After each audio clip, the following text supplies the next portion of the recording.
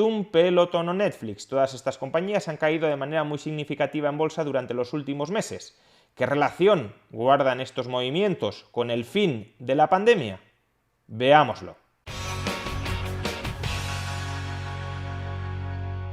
La perspectiva de una subida de tipos de interés en Estados Unidos hace temblar la bolsa, porque si suben los tipos de interés y la renta fija ofrece una mayor remuneración a sus inversores, puede haber inversores bursátiles que decidan desinvertir en renta variable para empezar a invertir en renta fija. Y una salida de capitales, sobre todo si es una salida de capitales atropellada del mercado bursátil, puede provocar descensos importantes en los precios que, si son anticipados hoy por los inversores, pueden contribuir a anticipar esa salida de capitales. Justamente porque no me quiero ver atrapado en una estampida, salgo anticipadamente. Pero si todos salen anticipadamente, lo único que ocurre es que la estampida se anticipa.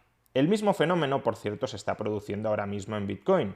Como ya adelantamos en un vídeo de hace algunos meses, la perspectiva de inflación no iba a ser necesariamente positiva, no iba a ser necesariamente una señal alcista para el precio de Bitcoin, porque si la subida de la inflación va de la mano de una subida de los tipos de interés, se puede producir una desinversión en Bitcoin para buscar refugio y rentabilidad en valores de renta fija que van volviendo relativamente más atractivos, no solo frente a la bolsa, sino también frente a Bitcoin. Sea como fuere, y más allá de la corrección en el mercado de activos que estamos viendo en los últimos días como consecuencia de la previsión de que la Reserva Federal acelere o profundice en las subidas de tipos de interés que tiene planeadas para este año como consecuencia de la elevada inflación que está experimentando Estados Unidos, lo cierto es que durante las últimas semanas ha habido una serie de valores específicos que han caído de manera particularmente acusada.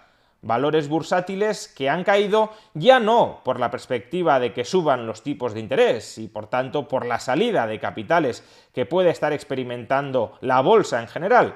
Son valores que pertenecen a una misma categoría y que han caído todos ellos a plomo. ¿Y cuál es esa categoría cuyos valores están sufriendo de manera significativa durante los últimos meses? La categoría de bienes y servicios recreativos domésticos. Una de las características de la pandemia ha sido que los ciudadanos hemos pasado, ya sea voluntariamente o por obligación legal, mucho más tiempo en casa de lo que solíamos pasar.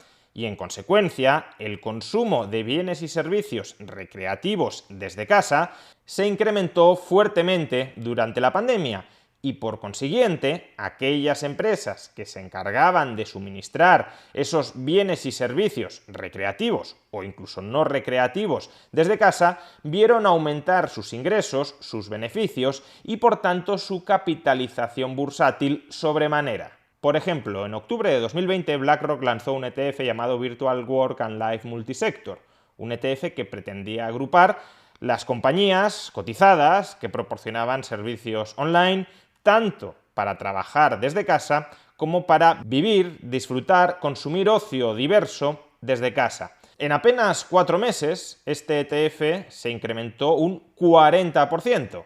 En febrero del año 2021, cuando España, por ejemplo, estaba sumergida en la tercera ola, este ETF se había incrementado un 40% con respecto a sus valores de octubre. Pues bien, a día de hoy este ETF se halla prácticamente en mínimos históricos, en mínimos desde que fue lanzado. Prácticamente todo el mundo que haya invertido en algún momento en este ETF y todavía no haya vendido, ha salido perdiendo, al menos hasta el momento. Pero no pensemos que se trata de un fenómeno aislado de este ETF concreto, quizá por haber seleccionado malas empresas relativas al consumo de bienes y servicios recreativos desde casa.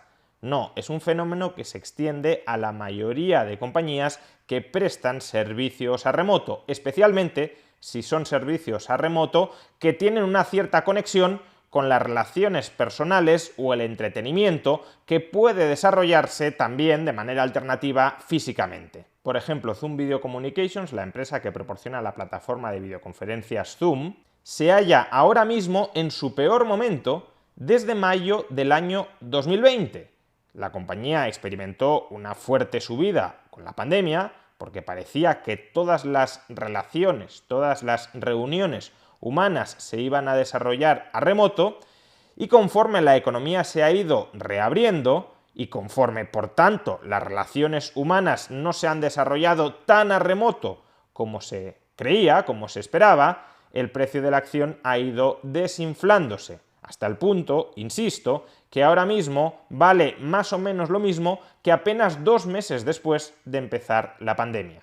Asimismo, Peloton, empresa especializada en la fabricación de productos para realizar ejercicio desde casa, como bicicletas o cintas de correr, sufrió el pasado jueves una caída del 20% en la cotización bursátil como consecuencia del anuncio de la compañía de que iba a paralizar la producción de bicicletas precisamente porque la demanda no estaba acompañando el aumento previsto de la oferta. De nuevo, durante la pandemia se pensó que los gimnasios iban a desaparecer, que la gente dejaría de correr por las calles, que el ejercicio físico, por tanto, se desarrollaría esencialmente dentro de casa y, por tanto, las empresas especializadas en fabricar estos productos, Peloton de manera muy significativa, se dispararon de precio. Sin embargo, conforme hemos ido volviendo a las calles, conforme se ha ido volviendo a los gimnasios, la demanda por los productos de estas compañías se ha desplomado y, por tanto, también sus cotizaciones bursátiles. Ahora mismo el valor de las acciones de Peloton es prácticamente el mismo que tenía antes de la pandemia. Y por último, también Netflix, compañía de streaming y, por tanto, compañía que suministra servicios audiovisuales recreativos desde casa, ha experimentado recientemente una fuerte, una muy intensa caída bursátil como consecuencia de que el número de suscriptores no está creciendo al ritmo inicialmente anticipado. ¿Y por qué no está aumentando el ritmo de suscriptores al ritmo inicialmente anticipado?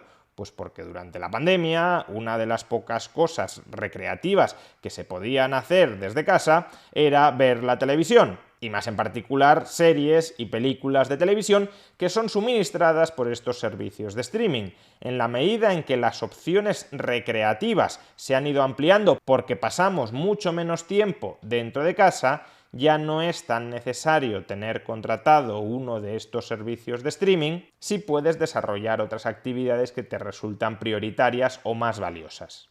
En definitiva, los inversores bursátiles parece que están apostando no ya por un fin transitorio de la pandemia, sino por un fin permanente de la pandemia. Están apostando que por mucho que vuelva a haber otras olas del virus, estas tendrán una relevancia muy escasa sobre nuestros hábitos de vida y sobre nuestros hábitos de consumo. No dejaremos de ir a los gimnasios, no dejaremos de salir a la calle, no dejaremos de ir al cine, no dejaremos de acudir a reuniones presenciales, no dejaremos, por tanto, de vivir en gran medida como vivíamos antes de la pandemia. Y por tanto, todas aquellas compañías que se habían especializado en proporcionarnos vías para vivir de manera distinta a como vivíamos antes de la pandemia, se están desinflando. Algunas más, otras menos, porque habrá algunos de estos servicios que de manera no tan acusada como durante la pandemia, pero seguirán proporcionando servicios valiosos que sí han llegado para quedarse.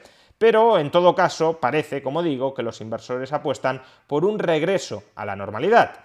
Ahora bien, que los inversores apuesten por un regreso a la normalidad no significa necesariamente que ese regreso a la normalidad se vaya a dar sí o sí. En 2020 también apostaban por una anormalidad permanente y se equivocaron. Lo único que significa es que aquellas personas que se están jugando sobre el mercado su dinero y que por tanto tienen incentivos muy directos a informarse bien sobre cuál va a ser el curso futuro de los acontecimientos, esas personas están apostando por el fin definitivo de la pandemia. Y eso, desde luego, son muy buenas noticias.